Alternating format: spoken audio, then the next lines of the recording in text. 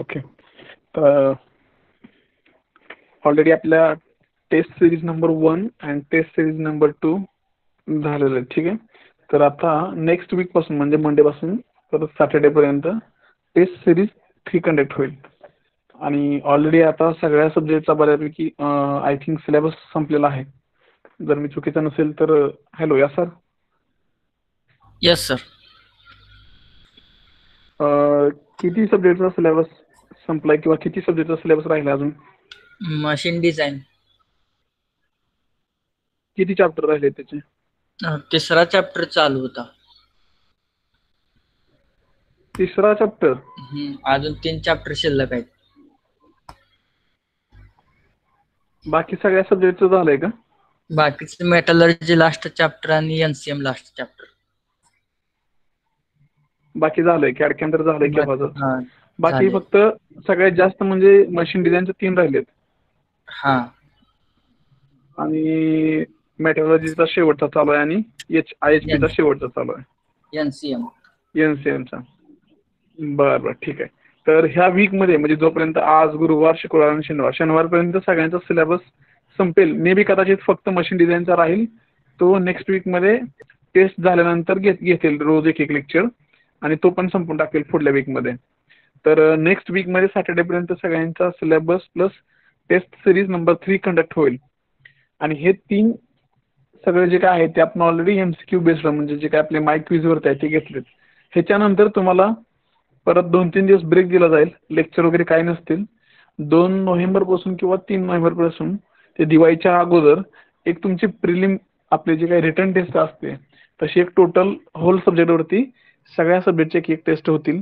त्या तुम्हाला लिहून त्या स्कॅन करून रिस्पेक्टिव्ह टीचरला तुम्हाला मेल करावं लागतील. ठीक आहे. मग ते मे बी 70 मार्क्सचे असतील, मे बी 50 मार्क्स असतील. अजून क्वेश्चन पेपरचा पॅटर्न फिक्स झाला नाही. ज्यावेळेस चर्चा करून सगळं फायनल होईल त्यावेळेस तुम्हाला 1 किंवा 2 तारखेच्या आधी टाइम टेबल प्लस किती मार्क्स टेस्ट असेल त्याचं सगळं शेड्यूल हे तुम्हाला व्हॉट्सअपवरती आणि मेलवरती पाठवलं जाईल. त्याच्यानंतर तुम्हाला करायचं काय आहे, ज्या त्या एक्झामची डेट असेल, सपोज कॅडकॅमचा पेपर असेल 4 नोव्हेंबरला, तर मी 4 नोव्हेंबरला सकाळी तुम्हाला ग्रुपवरती किंवा मेलवरती तुम्हाला मी क्वेश्चन पेपर देणार. तुम्ही संध्याकाळी 6 वाजायच्या आत तुम्ही तो पेपर लिहून स्कॅन करून PDF मध्ये फाईल बनवून ती फाईल मला मेल करायची. म्हणजे B डिव्हिजनची मला करतील, A डिव्हिजनची इनामदार सरला करतील. ठीक आहे. असं तुम्ही रोज ज्यांचा पेपर आहे त्या सब्जेक्टचा पेपर लिहून PDF मध्ये स्कॅन करून त्याला तुमचा रोल नंबर नाव देऊन त्या टीचरला मेल करायचा. हे असं आपलं फायनल टेस्ट होईल, रिटर्न टेस्ट. त्याच्यानंतर सिलेबस संपला आहे. फक्त कॉलेज चालू होतंय की नाही होतंय त्याच्या डिसिजन वरती पुढचा निर्णय राहील. ठीक आहे. तोपर्यंत तरी आपल्या बाजूने सगळं संपेल. ज्यावेळेस सांगतील ते युनिव्हर्सिटीचे की एक्झाम तुमची होईल नोव्हेंबर किंवा डिसेंबरच्या एंडिंगला, मग ती ऑनलाईन होणार असेल तर मग तुम्हाला फक्त एवढंच असेल, मग तुमचं फिजिकल कॉलेज सुरू होणार नाही. आणि जर सांगितलं की फिजिकल कॉलेज सुरू होणार आहे आणि पुढच्या प्रोसेस जर एक्झाम पुढे ढकलल्या असेल, ऑनलाईन लेक्चरच्या ऐवजी परत ऑफलाईन लेक्चर घ्यायला सांगतील कॉलेजमध्ये येऊन आणि नंतर मग एक्झाम पुढे ठेवतील फेब्रुवारी जानेवारीमध्ये, असं काहीतरी होईल. त्याचा निर्णय ते लावल्यानंतर परत तुम्हाला सांगता येईल. पण आता तरी त्यांच्याकडून काही असे डिसिजन नाहीत. त्यांनी सांगितलं आहे तो सिलेबस तुमच्या ऑनलाईन कम्प्लीट करा. जर त्यांनी सांगितलं ऑनलाईन फक्त MCQ वरती एक्झाम होईल तुमची, तर नोव्हेंबर एंडिंगला किंवा डिसेंबरच्या स्टार्टिंगला तुमची अशी ऑनलाईन जशी आता फायनल इयरची एक्झाम झाली किंवा जे बॅकलॉगचे विद्यार्थी आहेत त्यांची जशी एक्झाम होतील आता, तशाच तुमच्या रेग्युलरच्या एक्झाम पण मे बी 90% होण्याचे चान्सेस आहेत. त्याच्यामुळे सगळ्यांनी प्लीज जेवढे आता लेक्चर कोणाचे राहिले असतील, कोणाचा सिलेबस राहिला असेल ते कंटिन्यू अटेंड करा. दुसरी गोष्ट MCQ बुकलेट सगळ्यांना दिलेले आहेत, सप्लाय केलेले आहेत, ते ओपन करून बघा. आणि तिसरी जी टेस्ट होईल आपली सोमवारपासून ते सगळ्यांनी प्रेझेंट राहून अटेंड करून सबमिट करा, जेणेकरून तुमची प्रॅक्टिस होईल. प्लस जी तुम्हाला आम्ही दिवाळीच्या अगोदर आणि नोव्हेंबरच्या स्टार्टिंग पासून जी तुम्हाला टेस्ट सांगणार आहेत लिहायला, त्याचा आपण टर्मवर्कसाठी कुठेतरी युज करू किंवा ISCचं ऍव्हरेज असतील 30 मार्कचं त्याच्यासाठी काउंट केलं जाईल. हे ज्या काही सगळ्या आतापर्यंत 3 टेस्ट होतील ऑनलाईन प्लस एक रिटर्न टेस्ट, ह्या 4ही टेस्टचा तुम्हाला तुमचा टर्मवर्क ISC ऍव्हरेज ह्या गोष्टीसाठी त्याचा युज केला जाईल. ठीक आहे. त्याच्यामुळे सिरियसली ह्या 3ही गोष्टी कम्प्लीट करा. आणि राहिली गोष्ट सिलेबसची, फक्त मेजर सिलेबस लॅगिंग आहे तो मशीन डिझाईनचा. तर आता तुम्ही कॉपरेट करायचं की कसं की आता ज्यांचं ज्यांचा सिलेबस झालाय, सपोज माझा कॅडकॅमचा झालाय, दुसरा अजून दुसरे 2-3 विषय असतील. तर आज, उद्या आणि परवा 3 दिवसामध्ये एमडीचे लेक्चर असतील, त्यावेळेस एमडीचा सिलेबस तर होईलच. पण हे सोडून ज्यावेळेस तिसरी टेस्ट सुरू होईल मंडे पासून सॅटर्डे पर्यंत, त्या दिवशी संध्याकाळी सपोज सकाळी टेस्ट झाली 10 ते 12, नंतर दुपारी कंटिन्युअसली म्हणजे सोमवारी 1 तास, मंगळवारी 1 तास, असे रोज 1-1 तास शनिवारपर्यंत कदाचित एमडीला पण दिले जातील दुपारी रोज. जेणेकरून एमडीचा सिलेबस पण टेस्ट 3 च्या अगोदर म्हणजे टेस्ट 3 जे काय असेल सॅटर्डे पर्यंत तोपर्यंत कव्हर होईल आणि नंतर तुम्हाला तुमचा वेळ देता येईल. ठीक आहे. तर असं प्लॅनिंग केलेलं आहे. तुम्हाला 1 किंवा 2 नोव्हेंबर पर्यंत टाइम टेबल आणि प्लस टेस्टचा फॉर्मॅट, टेस्ट कशी असेल, किती मार्कची असेल, 50-70, सेक्शन 1 वरती 35, सेक्शन 2 वर 35 का 25-25, असं सगळं फॉर्मॅट ठरवून तुम्हाला मेलवरती सगळं पाठवलं जाईल. ठीक आहे. आता दुसरी गोष्ट, जे काही जे कोणी आहेत आता ह्या TY A आणि B मधले जे कोणी टाटा डिअरीला होते, ठीक आहे, मी तुम्हाला व्हॉट्सअपवरती लिस्ट पाठवलेली. त्याच्यामध्ये मला वाटतं ठराविक विद्यार्थ्यांचे मी खाली येलो कलर मध्ये त्यांनी हायलाइट केले होते. त्या विद्यार्थ्यांचा प्रॉब्लेम काय झाला होता की ज्यावेळेस मी त्यांना लिंक पाठवलेली की तुम्ही रजिस्टर करा म्हणून, त्यावेळेस थोडस नाव असेल, मेल आयडी असेल, त्याच्यामध्ये जे काही मिसमॅच झालं आणि नंतर तुम्ही आता काय डेटा फिल केला, टाटाला दिलेला डेटा आणि कोकी बास्केटला दिलेला डेटा हा मॅच न झाल्यामुळे त्यांनी त्यांची नावं काढून टाकली होती.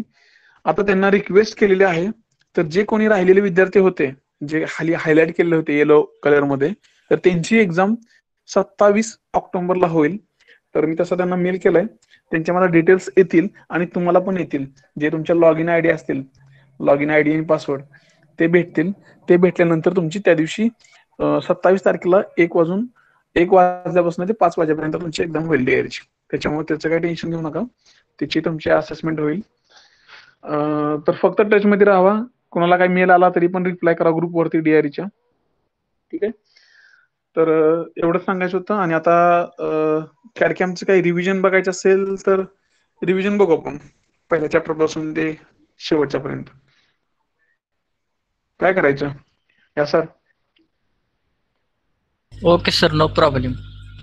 हा ठीक आहे. रिव्हिजन घ्यायची असेल तर घेऊ शकतो, काय प्रॉब्लेम नाही. आपण काय करू, मग एक काम करतो मी, प्रॅक्टिस असाइनमेंट म्हणून मी एक काय करतो, परत एकदा जो काही आपला सगळा सिलेबस आहे चॅप्टर 1 पासून ते चॅप्टर 6 पर्यंत. आता ऑलरेडी टेस्ट 3 ला तर मी चॅप्टर नंबर 5 आणि 6 ठेवणारच आहे याला, टेस्ट नंबर 3 ला.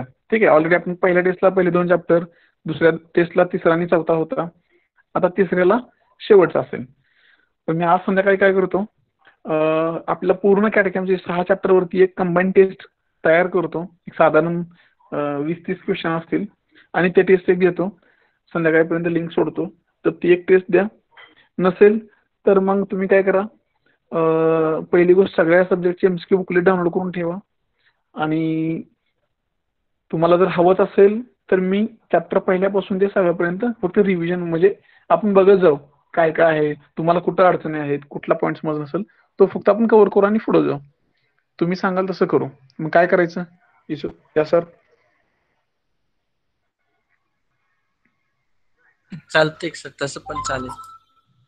मग आता सध्याला फोकस पहिल्यांदा मशीन डिझाईनचा सिलेबस कव्हर करायला सांगू का लवकर, म्हणजे त्यांना हा, जास्तीत येस. जास्त लेक्चर घ्यायला सांगू का?